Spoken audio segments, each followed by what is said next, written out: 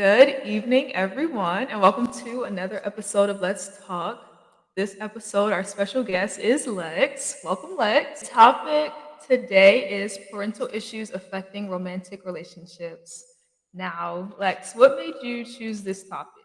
I chose this topic just because I've noticed in my own relationship and in talking to friends and even in talking to my parents or like witnessing their relationships as an adult, I just see a lot of influences from people's relationship with their not even just parents, but we'll just broaden it and say caregivers, but Mm-hmm. the people who raised you and your environment have such an impact on who you attract, who you choose to date, who you choose to like keep around. It just has such an impact, and I don't feel like that gets talked about enough, especially because like the influence can go so many different ways. It's not like you always go for someone just like your parent or the complete opposite. Like sometimes, I don't know, your relationships with your parents will cause you to go into like a state of shock almost. So you just kind of like you don't know what you want because you're just used to so much bad stuff. I've just seen a lot of different scenarios that I feel like have heavy reflections in caregiver relationship. My first kind of inclination into this was a reflection on myself and noticing that I have some tendencies like well, at this time, noticing that I had some tendencies like my mom and just how she kind of is with me, and then also kind of how she is um, in her relationship.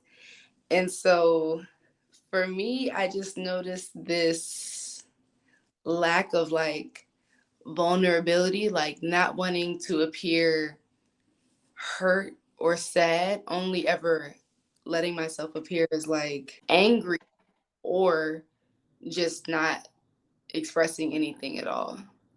So I feel like I was kind of my first example. And then when I just started to really take a look, I was like, oh, your parents have such an impact on your life. Like, whether you want to admit it or not, even if they weren't around, that still has an impact. Or even if you had caregivers who weren't the most attentive, like, that still has an impact on the way you see the world, but specifically in this case, how you exist within romantic relationships. So, would you say that the vulnerability was like your biggest thing that you saw in your romantic relationships, or was it like multiple things?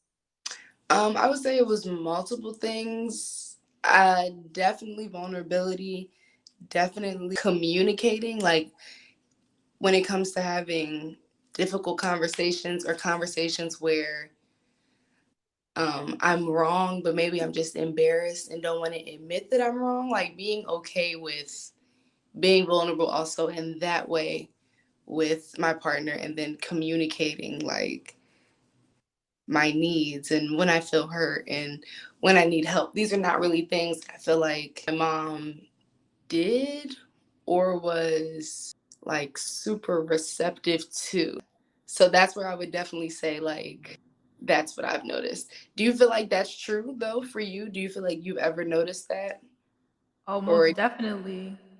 Especially communicating, just because like communicating in relationships wasn't big for me because in my childhood, if you communicated like your feelings, it was seen as like talking back, or as a child, like you're not allowed to have an opinion, this and that. So I've noticed that in the past in my relationships, whenever it was even a problem like that, I felt something like something rubbed me the wrong way, I would never speak up about it, and that would turn into like resentment because I never spoke up about something that was bothering me, or even if there was just like a conversation that needed to be had, I would just completely shut down, like because I was just so scared to like speak up for myself, and like communication was the biggest thing for me as far as like things that I've seen with my parents and like think how that went into my romantic relationship.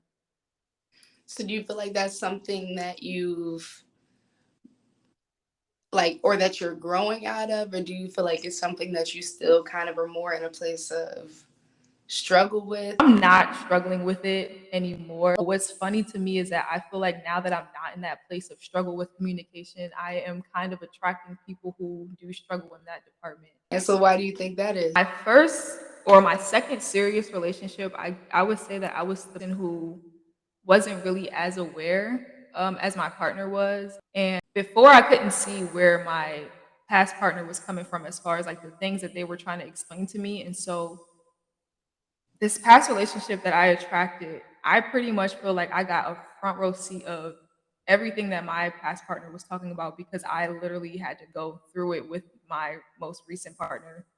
Okay. Um, yeah, so I feel like a big part of that was just like a karmic situation. When you say karma, like, do you think that there was like a lesson in that for you? I definitely do, and I also feel like when there's people who you're like with who are not, I don't know how to say this without sounding like fucked up, level, and they're not willing to like grow as a person, it's okay to leave that alone. Because that was something that I feel like I didn't understand in the past. And I think that comes down to attachment, you know, for people. Like, what type of attachment are you like comfortable with? What type of attachment do you prioritize? Like, what do your attachments look like? And I just say that because if you're naturally comfortable with attachments that are rooted in like withholding and like shame and embarrassment, or like repression, resentment, jealousy, those types of things, like those types of extremes, it's going to kind of crack your foundation when it comes to like creating solid relationships with anyone, romantic or non-romantic, because you just don't have that like basic sense of trust. And that's why I feel like we hear so many people like, and it's all jokes, you know, until it's not jokes, until it's your real life. And I feel like that's why we'll hear so many people speak about how, oh, you know, I don't care, I don't trust anyone, I don't have any feelings, I'm numb. And it's just like, that's not good, baby. Thing is, these are learned behaviors, you know, and that's why I feel like it's okay to say that someone's not on your level, because these behaviors can only exist on certain levels, and some people are just not there. Some people really live in, think they're thriving in, but really just live in not caring and just being closed off to the world, not trusting a soul, like not even trusting themselves to make decisions. But, you know, they feel like it's okay. They feel like it's normal and it's what they're used to. And their like creative mind isn't even, it's not active enough to even think of anything or imagine or try anything outside of that. It just thinks, well, this is what it is, so this is what it's going to be. And then that's like the karmic loop, you know what I mean? Like, Hmm. never really pick up on the fact that you're just not doing anything different.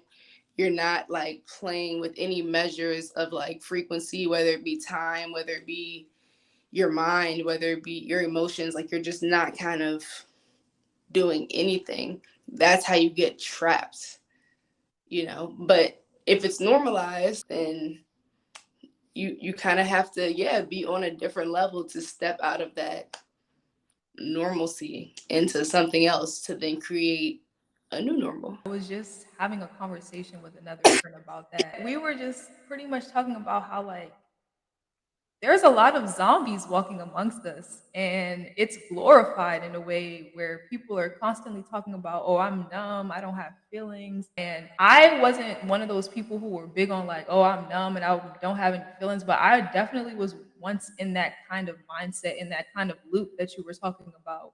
And so like I can't judge because I used to be there too, but one thing that I'm seeing so much is that a lot of people are not willing to come out of that, like they feel like that's the only thing that is. Yeah. So I think that it's glorified because it's profitable. You know what I mean? Realistically, when you're in that type of state, like when you're numb, when you're kind of closed off, when you're not really like sufficient or self-sovereign in any way, like it's profitable because then you become reliant on like a lot of things outside of yourself. You know what I mean? So it's literally more profitable for the powers that be, for the entities of the world, for people to be in this zombie like state, because then they're just constantly consuming, never to be producing really anything. And that's another one of those things that sounds cliche, but it's just like, if your parents are taught to be workers, and growing up all you do is see them work, you're going to do one of two things. You're either going to follow suit and hope for something better, or you're going to push that envelope, however, whatever pushing the envelope looks like, and you're going to go a different way, and you're going to, establish something for yourself differently. Not to say that you shouldn't work, but I'm just saying establish something for yourself differently. All of these things go into the examples that are set by our caregivers, the people that give us the foundations of our lives, the people that help us to establish, whether we like it or not, our value systems, whether we stay with the value system that they put forth or whether we go on with a new value system. All of that is created in relation to one another. You know what I mean? And that's why, like you said, we can't judge because it's cyclical in nature. Everyone is not going to constantly be radical in thought, radical in spirit, or free in thought or free in spirit. It just doesn't happen in that way. You can hope for that. You can try to, you know, radiate that light out and hope that a motherfucker catches it. But realistically, it's like you can't really know that. But what you can do is be observant of yourself, be observant of the world around you, be observant of yourself in relation to other people. And I think that's also kind of how I got into this too, just because I do have a lot of friends that are like having kids right now. And when I start to just think in the future, because I do plan on, having children, like, what would that even possibly look like? Because you can't plan it clearly, because they're going to be people and they're going to come out with their own, unique traits and qualities. But what would I want my intention to be? What would I want that to look like? What would I want to do differently? What would I want to do the same? And so then all of that also kind of made me double down, like, well, what's actually going on around me?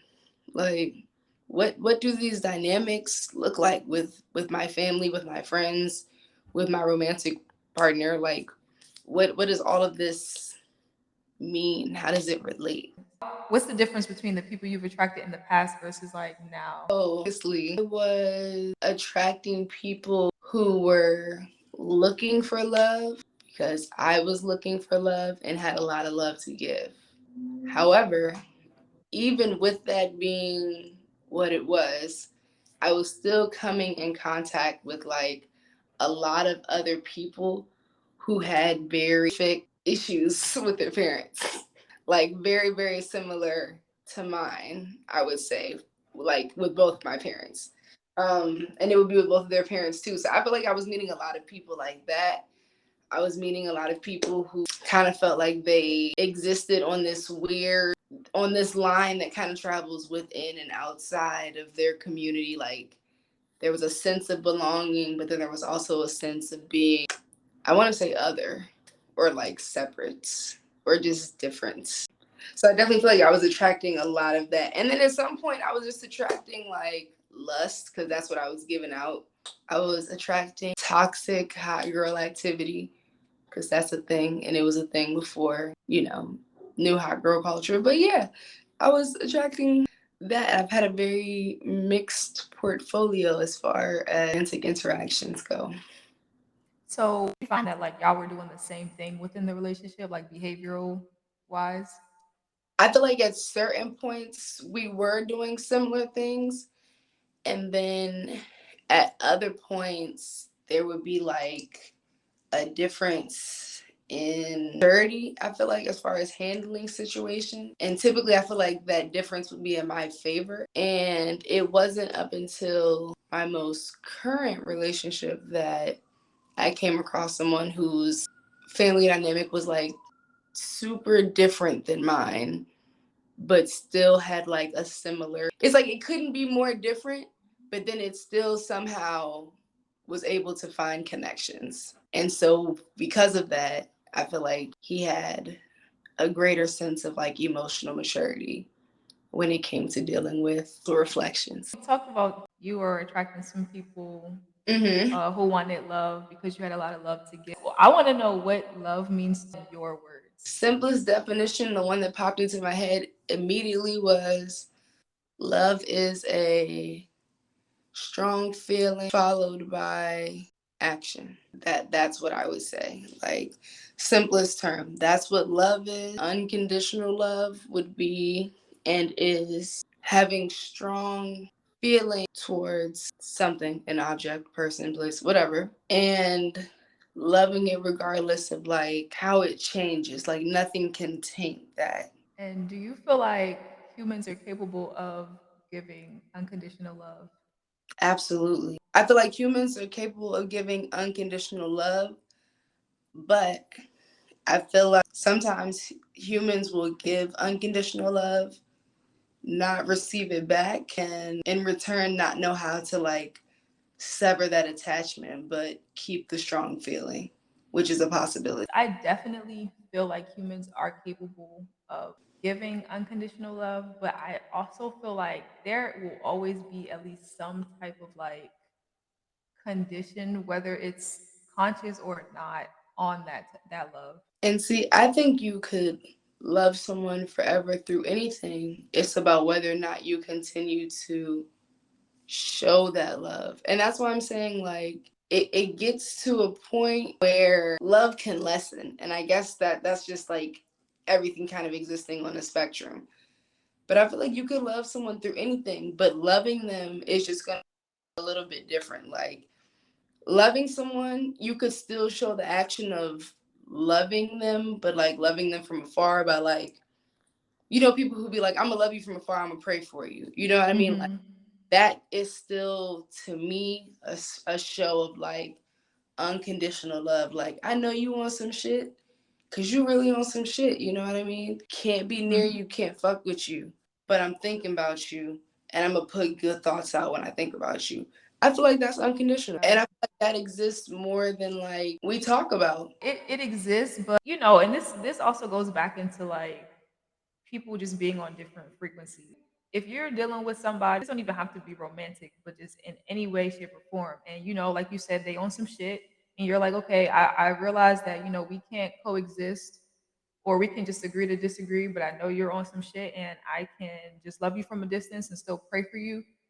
That person that you're praying for can definitely try to twist it and try to say it's not unconditional, like, and I just feel like that just goes into like people not seeing the bigger picture of things. But see, just because you give unconditional love doesn't mean the object is going to receive the unconditional love that you give them. I was finding people who had a lot of love to give because they they didn't have like a channel for that or an outlet place for that to go, or at least not to an extent to where they like felt fulfilled in that area. Like of course they had other people that they loved and things that they did, but they were looking for a place, a person, whatever, a space to hold that, all of that love for them, like, which is not fair to the person either, you know what I mean? But I do understand like them just wanting to have something to feel special, but it's probably just because they weren't feeling those things. Like in other relationships, you have to spread the unconditional love around, but Mm-hmm. that doesn't always happen either. We will like, try to focus it all into one place, and it just doesn't exist like that. Like it's too bountiful, it's too like endless for you to be trying to just channel it into like one place. That's why people who be like, fuck following your passions. I'm like, so what do you do with all of that? Or are you, like we said earlier, a zombie and you don't like truly have any passions? You just have teens and actions that you do on a daily. When people don't have that love around them, they in relationships try to put a lot of that pressure on their romantic partner.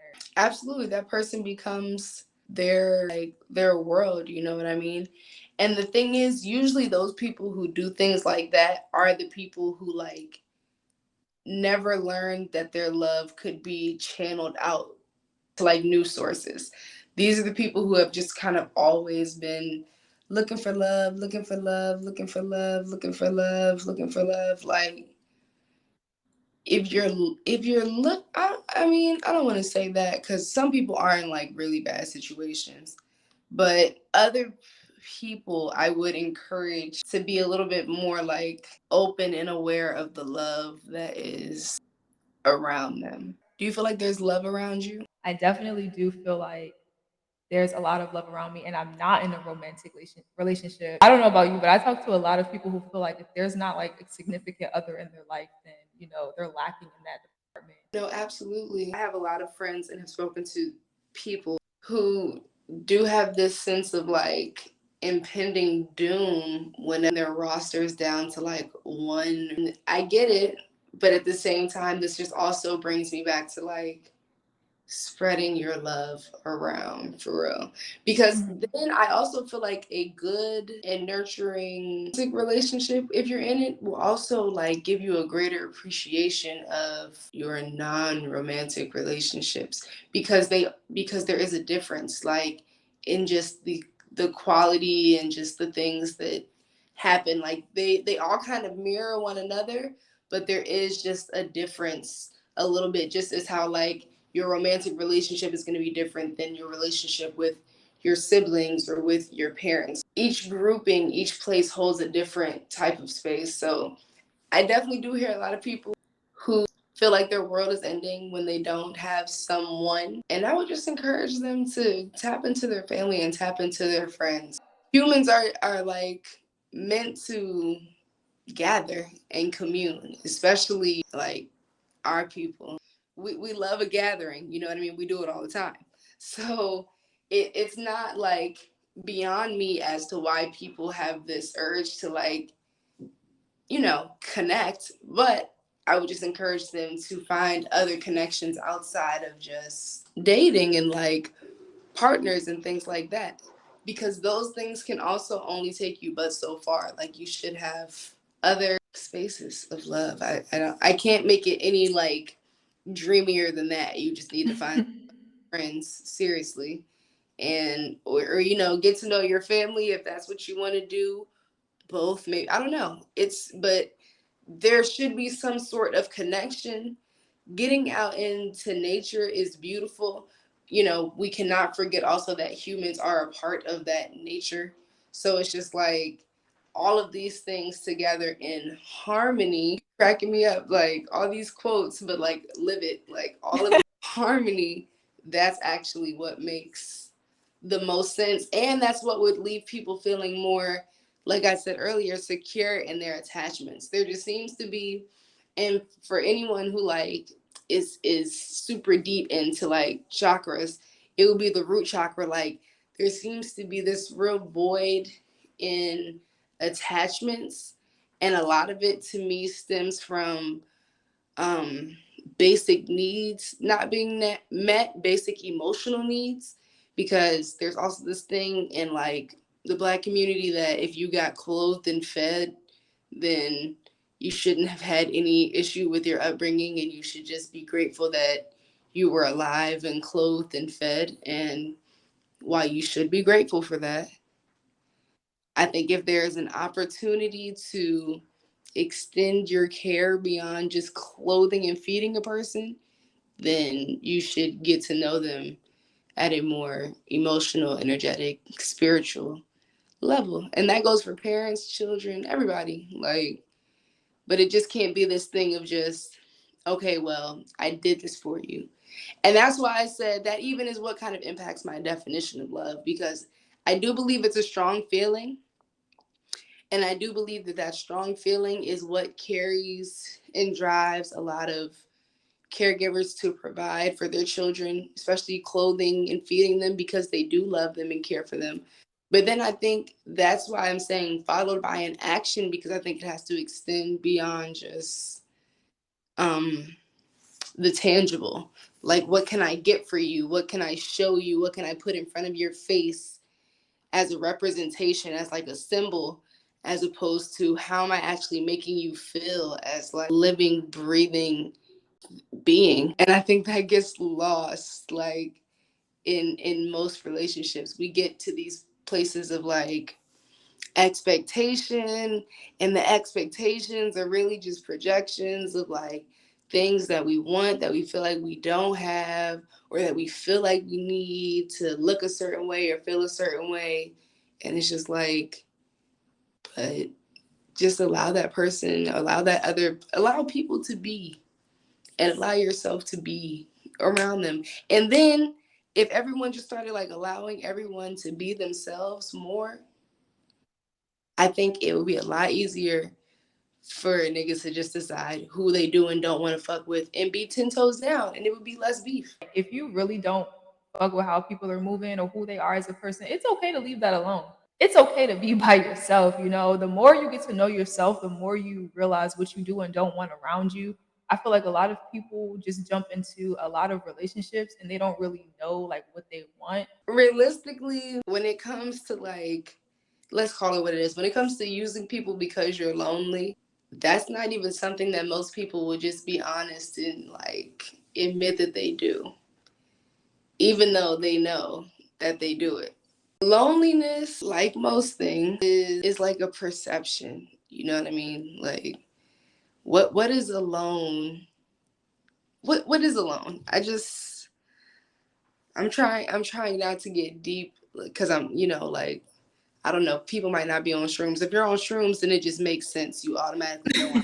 But like, what is alone? I wouldn't necessarily use the term alone, but more so just solitude, which is just being in your own energy, your own space, versus being lonely, which is like feeling that lack of like you feeling like you need someone, you're feeling like you don't have anybody in this world. Like that doom you said that people quote Yeah. unquote feel. I feel like there's definitely a difference between like being alone or in your solitude and being lonely. Have you always liked who you were as a person?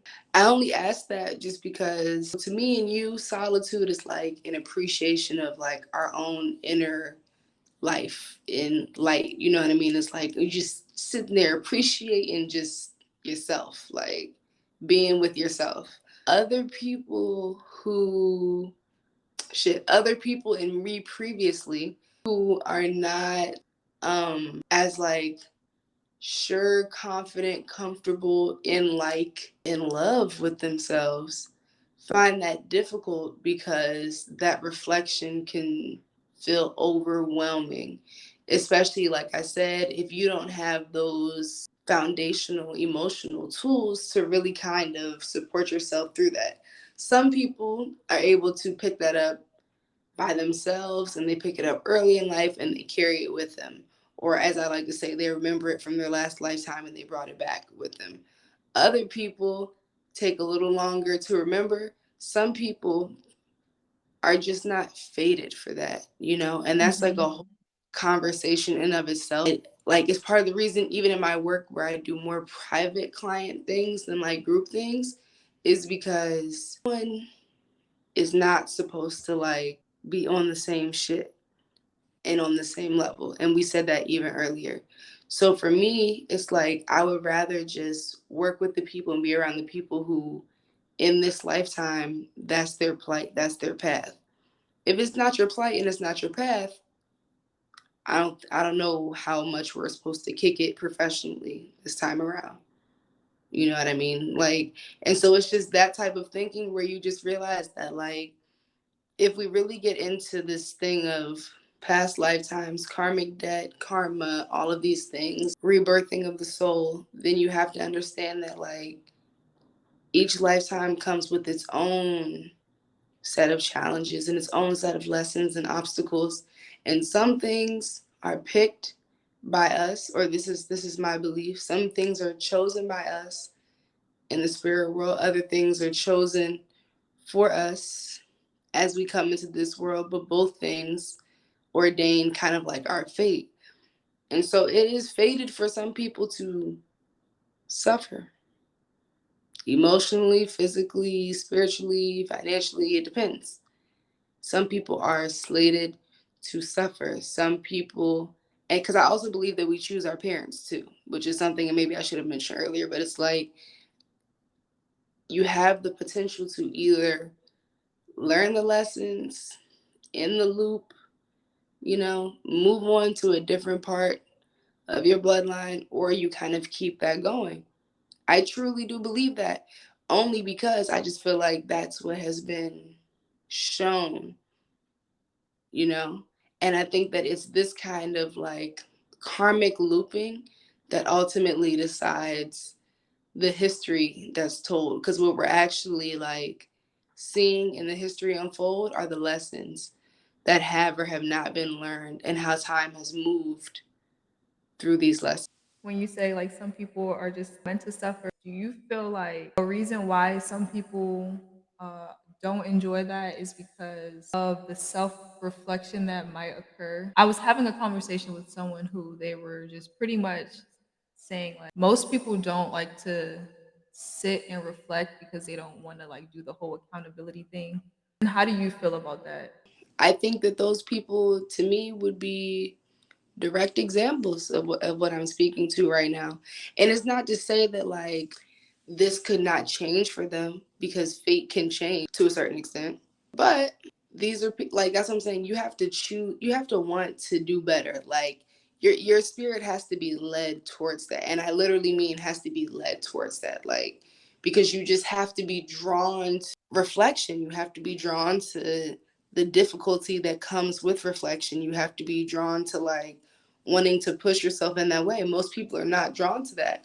Most people are drawn to and dwell in what is easy, comfortable, what is normal, what's the status quo, however you would like to define that. But they just go with that because it's just less work, and it is. It is. I'll never take that away. It is much easier. Ignorance is bliss in its own way. Like, to know is to know and never be able to forget. Those are things. These are real things. Mm-hmm. Everybody doesn't want to know. Some people are just comfortable, or have accepted. They've just accepted, like, all right. And so once you accept it, then there's really nothing that anybody else can do. There's nothing that anybody else can do. Like, seriously. Just me being the person that I am and just always seeing like the good in everybody or just wanting to help people. In the past, I've definitely been that person who was like Captain Save a Ho, trying to, Mm-hmm. get people to get on that wave of like wanting to do better. And that's something I definitely learned the hard way is like, you can't want something more than someone wants it for themselves. So taking it back to, parental issues, do you find yourself like slipping up as far as like repeating certain patterns that you've seen in your At parents? this point, I wouldn't say it's a slip up. At this point, it's just me breaking a habit and creating a new one. So, for example, we learn in the study of the mind, right? About like spontaneous recovery of memories and things like that, where like certain behaviors will go extinct and then years will go by and then suddenly this behavior comes back. I like to think that that happens like a little bit more often with certain emotional patterns, especially if you've been doing these patterns longer than you have been trying not to do them. So, realistically, like most of the patterns that I would say have kind of embedded themselves in my nature, I've been doing since birth. And then, like, I have been actively a new habit since maybe teen. So I'm not even halfway into the halfway point of like the other side of trying to reverse that. So really all I can be, or all I can do, is just keep that thought in my mind, try to embed it into my spirit, and then just kind of like keep it pushing. Because I'm gonna do it because I know that I'm gonna do it. But I also know that one day I will have moved past a majority of these things, or maybe not fully past them, but I'll be on a different, like you said, a new level with my interactions with some of these behaviors. So it'll just be a little different. Like it won't be as bad as before. So besides like reflection, how else do you ensure that like you're consciously breaking patterns? I like to journal. Not consistently. I'm not gonna sit here and act like I do it every day. But I do try to journal when I'm feeling like a big rush of emotions, whether they're positive or negative. And I noticed that like I always find the need to journal during like the same types of situations. Mm-hmm. And my like decompression process is, though shorter, still kind of like the same as it's always been, but it just takes me less time to like calm my nerves and come back to me and come back to my breath. That's what I will say. I love a journal. What else? I love I'm going back and forth on this thing of like just kind of shutting up. I find for me it's better sometimes to like sit on it, because previously I was a very like shoot fire. Oh, let me bring this up with certain people. It depended, but like I was a lot more like, let me bring this up in the moment. And then with the other parent, I would kind of sit on it because I didn't feel like it was going to be well received. And then I would come back to it later. So I'm kind of going between both of those right now. And like I said, it just takes a lot of like balance. I do love to journal. I feel like that was like my first form of expression for me. And it's so crazy. Every time I fill up a journal, I'm just like, damn, number one. And number two, I still have them. So when I look back on my journals, I'm just like, damn, I'm so happy I'm not in this mindset, this headspace no Yes. more. I'm so thankful for growth because, girl, times used to be really like rough. And I just literally every single time I look back on my journals, I'm just like, damn, thank you. Thank you, universe. I But actually threw I my high school journal out because it was like, it was so dramatic. I couldn't even read it. I was like, no, this is, I was like, no one ever needs to know that this is how I was thinking walking the halls of Laurel High School. Like, ever in life, no one never needs to know this. it'd be like that. But I'm definitely getting big on the second thing you said, as far as just like shutting up. Because like before, I used to shut down, and it wasn't productive. It was just like a shutdown, not really communicate, in the conversation right there. But now I'm Yeah. kind of big on the whole shutting up because most times I feel like some of the people who I have disagreement with just aren't on my level mentally as far as just like perspective. So is it worth me wasting my breath on certain things?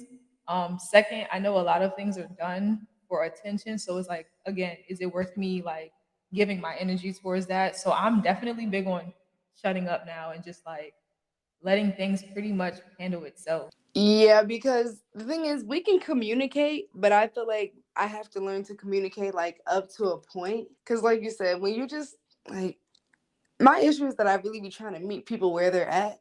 And the issue is that I also don't be knowing where the fuck they're at. So it's like I just be like out there in the bullshit with them too. So I feel And like then you now, look back and you be like, why was I even doing this? Like, why why was was I talking? even doing? I shouldn't even have gotten in the car. I'm just more focused on, okay, well, thank you for that. And like, and then just kind of Mm-hmm. moving on with my day, because I just, I was actually just talking to my boyfriend about this, how like I don't want to like turn up on people anymore.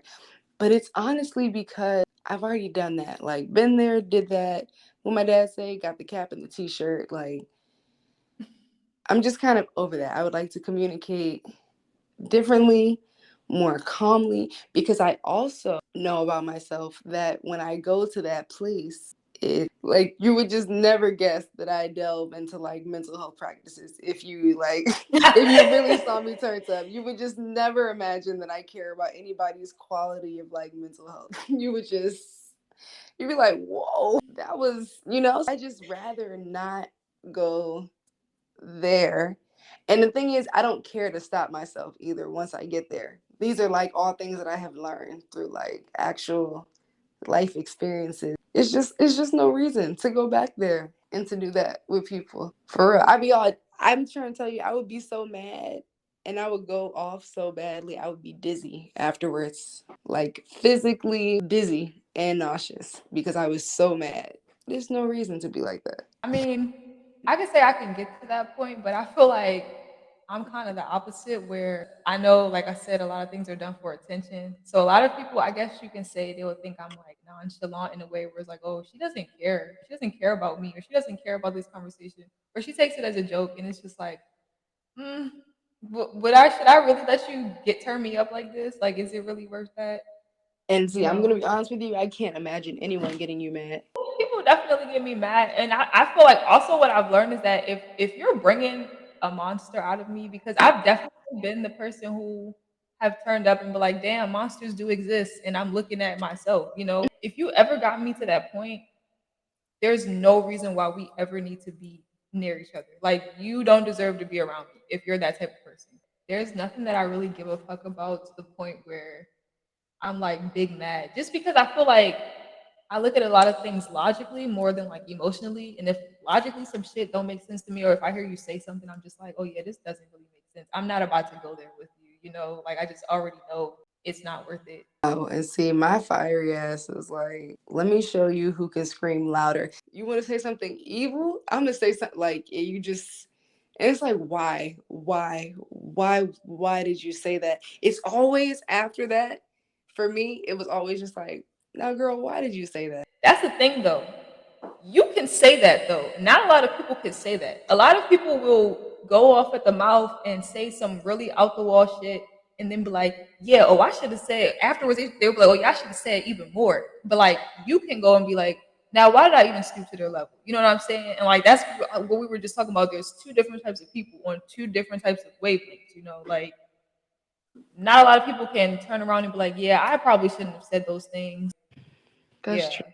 Years and years of practice, honestly. This is why people who say stuff like, oh, I'm healed, I'm good, really geek me, because especially if you're under the age of 30, like, and I'm under the age of 30, if you really just think that you're just like done with any type of like betterment of mind, betterment of spirit, you are hallucinating, maybe. Like, I don't know.